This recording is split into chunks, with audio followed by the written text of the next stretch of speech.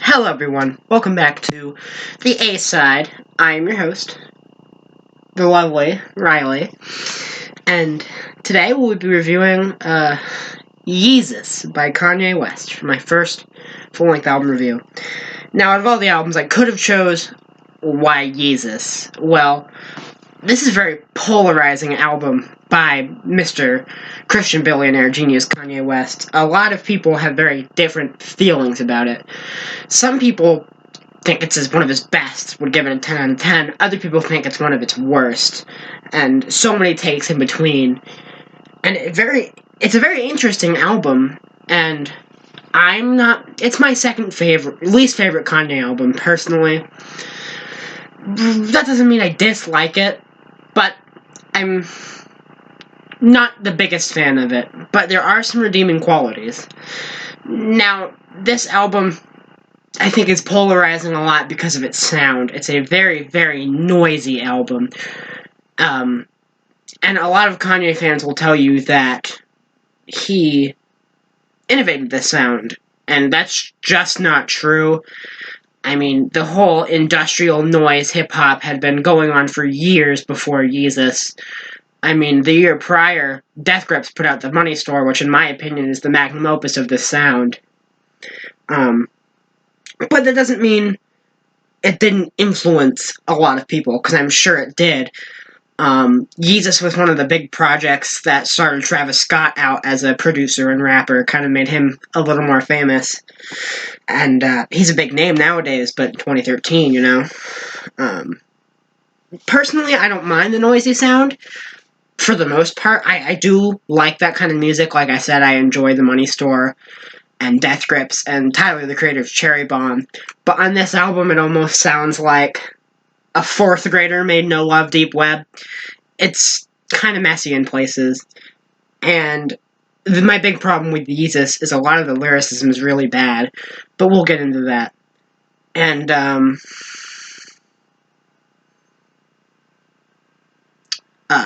the concept of this album is kind of what wins me over. I think the concept is really good. It's about Kanye kind of comparing himself to a god, and the subsequent fall from grace and return to almost his own Mount Olympus by the end. And it's just a really interesting listen if you know that story. And the music is very cohesive as well, and fits with these themes. Middle 8 has a really good video on that, and if I remember, I'll put that in the description. But, getting into the track list, it opens up with On Sight, which is one of the better songs on this album. It's really good. Very, very loud and heavy right from the get-go, and it always gets me really excited to listen to this album. Even though, like I said, I'm not the biggest fan of it, I kind of think, well, maybe it's not that bad when I start off, because it just starts off with a bang. Super loud, super industrial. It's really good, and Kanye comes in with a really good flow, actually, you know. Yeezy season approaching, and it just go off from there. And at one point, there's a breakdown with, like, a chorus, and it's, like, super reverb, the children's chorus, and it just sounds really good. It's a really good opener for this album. And then that goes straight into Black Skinhead, which is also an amazing song. The percussion on the song is so loud and powerful, it just makes you want to move. This is my hype song. Black Skinhead, Noel Gallagher of Oasis fame, said it's one of the greatest hip-hop songs ever, one of the best songs in the 2010s, and I cannot disagree with him. It's heavy, it's loud, it's fast, it gets your blood pumping. Lyricism, Kanye tries to pass it off as kind of a anthem against racism, but really it's about how he was not accepted in the fashion industry in 2013, and that's the same with New Slaves. But honestly, I can forgive that with Black Skinhead, because it just sounds so good, and really, this is innovative for this noise hip-hop sound, sorry, and I think it's an amazing song. Lyrically, it's a little dumb. I don't know how the line, keep it 300, like the Romans, 300 bitches, were the Trojans. You think out of all the people who that lyric passed through, someone would say, hey, Kanye, the Trojans in the 300, that was the Greeks, not the Romans. But honestly, I can forgive it because the sound is so good. But I cannot forgive I Am a God, which really isn't a great song. It's got a really, really obnoxious synth line throughout the entire thing. Do do do do do do do do do do do do do, which isn't bad the first time you hear it, but it keeps playing throughout the entire song. And by the end of it, I am absolutely sick of it. And Kanye's talking about fucking your Hampton spouse, and his Hampton blouse, and has this whole thing, and it's just not good. I'm not into it. And really, the song just kind of crawls along its way until it dies, but it ends with a really good guitar solo, really good outro, which I'm surprised. Oh, that's New Slaves. I'm sorry. Oh my god. Yeah, that was New Slaves. Everything I just said about New Slaves. I Am a God is the next track. And, it's alright. Kanye's saying he's a god, even though he's a man of God. That's basically it. He's just comparing himself to a god. It's not really anything too interesting. It's one of the weaker songs on the album. Honestly, I just listened to the album and I cannot tell you anything about it. It's so unremarkable. And then I just talked about New Slaves. Hold My Liquor is so very unremarkable. I think it's kind of boring. And Justin Vernon and Chief Keef really are underwhelming throughout the entire song. I think Kanye gives a decent verse, and there's a really good breakdown about halfway through the song with a super nice vibe. It's just so vibey. It sounds really just sad and despondent, and it's really pretty, but the rest of the song just does not hold up with it. And then they go into I'm In It, which is probably the worst song Kanye West has ever made. It starts off with, like, moaning, something you would hear, like, in a sex movie or something, and it's terrible. And then it keeps going from there with just some of the worst lyricism ever. I am not a fan of something that's overly and overtly sexual. If there's, like, shade on it, if it's written nicely with, like, metaphors and stuff, I'm into it. But if it's just, like, really obvious and overt and raunchy, it's kind of a turn-off for me, and I'm not a fan of the lyrics on I'm In It. And it gets worse because this guy, I really don't know who it is. He sounds like Jamaican or from some island. That's not the problem with him. But he just comes on, kind of starts screaming over this, like, beat drop, and then air horns start playing with a really obnoxious synth line, and then dogs start barking, and the song is a total mess. I think it's easily Kanye West's worst song, and I say that as a very, very big Kanye West fan. It's not good. I mean, I don't want to sound like Needle Drop, but this Kanye song, it's not good. And that brings you into Blood on the Leaves, where this album actually starts to pick up. Blood on the Leaves it sounds like 808s and Heartbreaks went to prison for a couple months, and then came out this rough guy. It starts off with a really nice kind of piano and auto-tune, Kanye kind of crooning, and it's really pretty, I just want to find my mind now. It's been racing since the summertime. It's just a really cool little opening to the song, and then the beat drops, and the horns start blaring super loud and super produced to be kind of not nasty, but to be very heavy and loud and dark and menacing. And Kanye's just going off in the lyrics.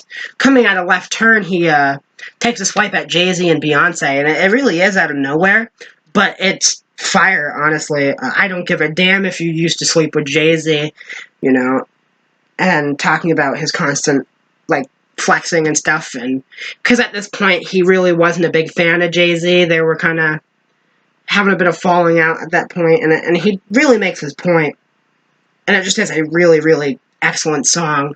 I believe it samples a woman named Nina Simone, a song she wrote about the civil rights protests and stuff in the 50s and 60s, and it makes for a really poignant sample, and a really, really good song overall. And then Guilt Trip is actually really pretty for such an industrial, noisy album where a lot of the time that noise doesn't even work, so it sounds awful in a lot of places. The song Guilt Trip is really pretty. It's also very 808s-y. Kanye is singing very sadly with the auto-tune. It almost reminds me of Streetlights off of 808s and Heartbreak. And it's just really nice. And then Kid Cudi has a absolutely beautiful verse on the bridge where he's singing, if you love me, why did you let me go?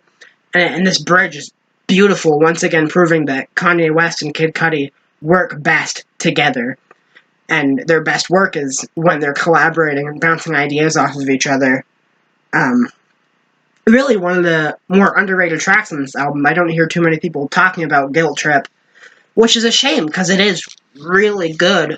Popcan is on it too. It's the earliest I've ever seen him pop up. He is a, I believe, Jamaican rapper who in 2017 was on Gorillaz' lead single off of Humans, Saturn's Bars.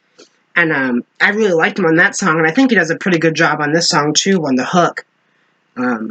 Yeah, so a very, very good song. And then there's Send It Up, which is pretty terrible. It's probably the second worst song on this album right after I'm In It. At some point, Kanye West rhymes in the club, within the club, 5 times in a row. And it just seems like he kind of forgot how to write lyrics. And they're just kind of really bad. And the production on this song is really bad. There's a synth line that plays through the entire song. It's like a really loud, blaring, almost like siren. And it just sounds terrible. It is ear-grating. You think someone who is as much of a perfectionist as Kanye West would know to, fix that, and he wouldn't leave something like that on his album, but it's terrible. And then the end of the song ends with a guest feature singing about, like, memories and stuff, in its really gruff voice, and he doesn't sound the best. But it's over this instrumental of these really disgusting sounding synths and, like, synthetic percussion, and the guest verse and the synths and percussion just completely clash with each other. They sound like they're not going together at all, and that they were 2 different recordings put on top of each other. And it kind of hurts to listen to almost. It's very cringeworthy. Like I said, someone who's a known perfectionist and such a good producer as Kanye West, you think he would have, fixed that or not allowed that to be as messy and nasty as it was. But I guess he didn't catch that, or maybe that's what he was intending. But just because something has a good concept or a good idea or it's the intention, it doesn't always mean it's good. You can intend to do something, but that can be the wrong choice. And I feel like a lot of people don't realize that, especially Kanye fanboys who can be delusional. The same people who say this album is, the first album to ever experiment with noise and industrial hip-hop, which I mentioned earlier. Death Grips was doing that way before Yeezus. These are the same people who will be like, well, those things are supposed to clash. They do it on purpose. Sure, it's on purpose, but it doesn't make it good. That is still a bad choice on his part. And then the album ends with Bound To, which is probably, it's the closest you're going to get to My Beautiful Dark Twisted Fantasy on this album, which says a lot because it's really not that Twisted Fantasy-like, but it's probably my favorite song on the album. It's the first Kanye West song I ever heard. And it was written about Kim Kardashian.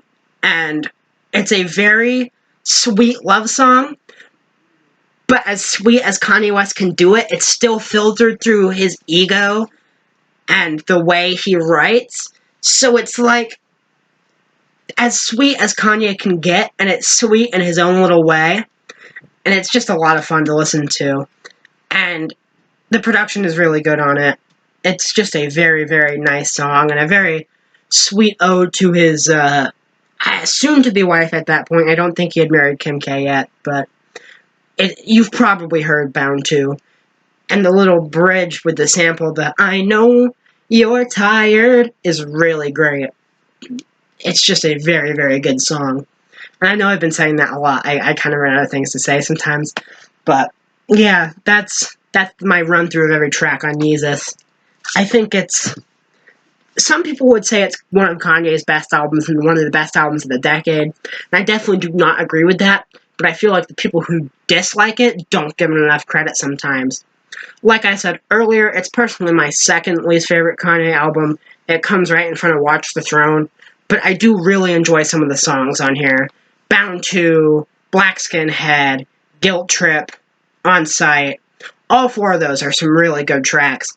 But it just so happens I think some of Kanye's worst tracks are on here, those being I'm In It and Send It Up. So, yeah, personally, I'm feeling a 6- on Yeezus. I know that's controversial. I know this album is very polarizing for a lot of people. So let me know what you think of Yeezus in the comments. And tell me what you want me to review next. So thank you for coming to my first album review. This has been the A-Side. I have been Riley. See you all next time.